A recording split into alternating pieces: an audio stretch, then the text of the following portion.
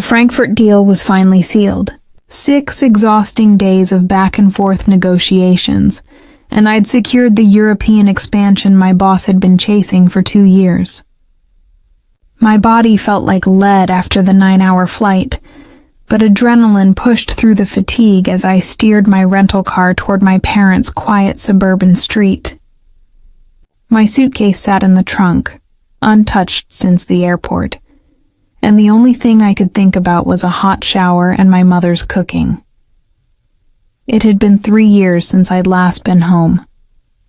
3 years since I'd walked through that front door, since I'd heard my father's heavy laugh echoing from the kitchen. But things were different now.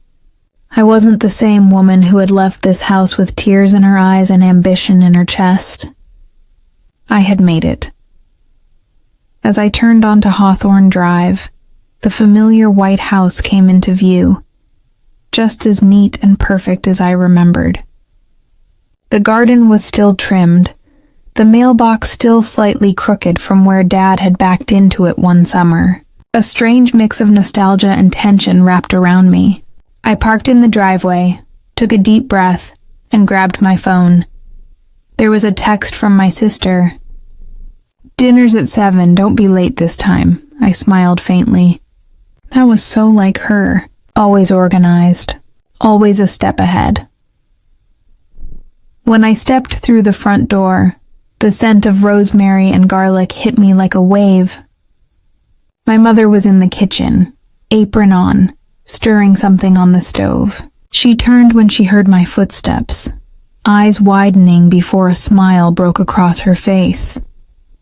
"Emma, you're here!" I dropped my bag and hugged her tightly. For a moment, everything felt normal, warm, familiar, easy. Then my father appeared from the dining room. His hair had gone grayer, his frame thinner, but his handshake was still firm. "You made it, kiddo." "About time." My sister Lila walked in a few moments later. She was radiant, as always. Hair perfectly styled, smile effortless.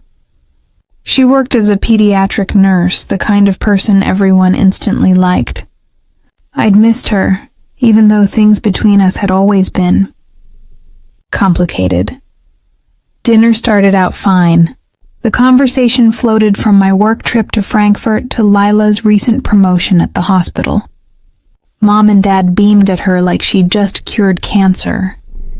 Then, somewhere between the salad and the roast, it started.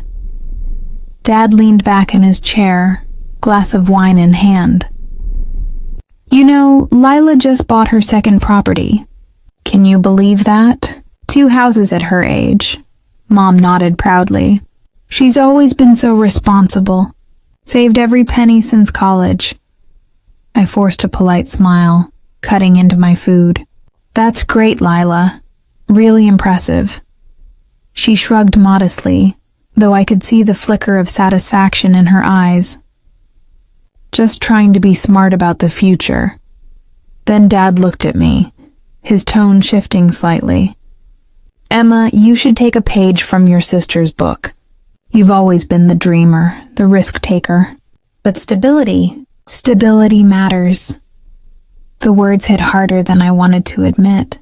I'd spent years chasing success, grinding through 16-hour days, sacrificing sleep, relationships, everything, and now, sitting there in my parents' dining room, it felt like none of it mattered. Mom sighed softly. "You've done well, honey, but sometimes I worry you're too focused on work." Lila's found balance, career, home, community. You could learn a thing or two from her. My jaw tightened. I could feel the familiar sting in my chest, the one I used to feel as a teenager when grades were compared or achievements weighed. Then Dad said it. The words that froze the air. "You're not half the woman your sister is, Emma." Silence. The knife slipped from my hand and clinked against the plate. Lila's eyes darted between us, wide with shock, but she didn't say a word. My mother's lips parted as if to soften the blow. but nothing came out. I pushed my chair back slowly. The sound scraped across the hardwood floor like a scream. For a second, I thought about staying silent, swallowing the hurt like I always did. But not this time. I stood up, my hands trembling slightly. I used to believe that. I used to think something was wrong with me because I wasn't like Lila. Because I didn't fit into the mold you built for me. My father's expression hardened, but I didn't stop. I've built a life on my own terms. I've failed, yes, but I've also fought for every inch of success I've had. I may not have 2 houses or a white picket fence, but I have peace. I have purpose. And I refuse to sit here and apologize for not being your version of perfect. The room was still. Only the quiet hum of the refrigerator filled the air. My mother's hand hovered near her glass, as if she wanted to say something but couldn't find the courage. Dad exhaled through his nose, his jaw tightening. "You're being dramatic, Emma. We're just saying—" "No," I interrupted, my voice low but steady. "You're not just saying, you've been saying it my whole life. Every comparison, every backhanded compliment, every time you told me to be more like Lila. It was never about love. It was about control." Lila looked down at her plate, guilt flickering across her face. "Emma, please." I turned to her, softer now. "This isn't about you, Lila. You've always been the favorite, and it's not your fault. You just played the role they needed you to play." She swallowed hard. "I didn't know you felt—" "Of course you didn't," I said, cutting her off gently. "Because I learned to hide it. I learned that no matter how hard I worked, it was never enough to earn their approval." Mom finally spoke, her voice trembling. "We only wanted what was best for you, sweetheart." I met her eyes, the same eyes I'd inherited, once full of warmth, now clouded with the weight of years unspoken. "No, Mom, you wanted what was best for you. A daughter you could understand, a version of me that made sense in your world." The words hung there, heavy and unrelenting. Dad shook his head, muttering something under his breath. "You always have to make everything about feelings, don't you? You've become so emotional, Emma. No wonder you're alone." That did it. The final spark. I felt the sting behind my eyes, but I refused to let the tears fall. I picked up my coat from the back of the chair and straightened my posture. My voice came out calm, but sharp enough to slice through the air. "You're right, Dad. I am emotional, because emotions are what make us human.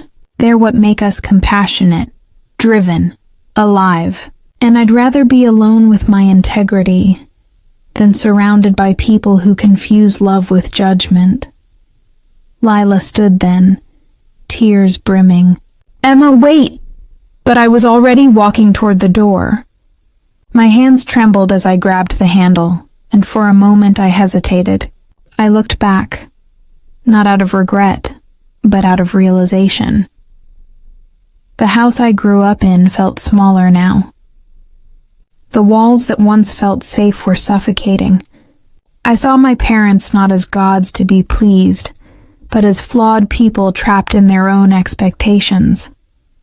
I took a deep breath. "I love you both," I said quietly, "but I'm done earning a place at this table." Then I stepped out into the night.